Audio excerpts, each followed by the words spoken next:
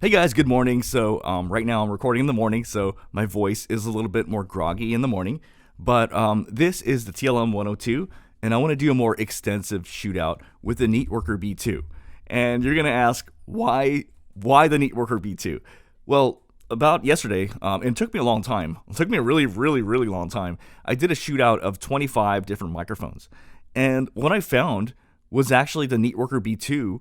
There were many times where when I was editing the video, I was like, dude, is this the right track that I record over the wrong? And what that tells me is that this microphone tonally sounded pretty similar to the TLM 102. I know that's a really bold statement, but that's why we're doing this shootout right now, right? So what I'm going to first do is I'll do the standard, like read the few lines, and then the video will repeat. And then right after that, what I'm going to do is I'm going to have just like the microphone switch off here and there, right? So, all right, so let's just go ahead and bring the Neatworker B2 up here. Now, this is important. In order to achieve the same sound, you need to remove the Neatworker B2 pop filter. The pop filter actually quite changes the sound quite differently, but when you remove it out, then you're going to kind of get what I'm getting at here. So I'm going to put it right here and level it with my mouth. And okay, so the small pup gnawed a hole in the sock, the fish twisted and turned on the bent hook, pressed the pants, and sew a button on the vest. The swan dive was far short of perfect. The beauty of the view stunned the young boy.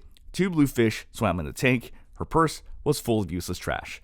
So I'm going to put it right here and level it with my mouth. And, okay, so the small pup gnawed a hole in the sock. The fish twisted and turned on the bent hook, pressed the pants, and sew a button on the vest. The swan dive was far short of perfect. The beauty of the view stunned the young boy. Two blue fish swam in a tank. Her purse was full of useless trash.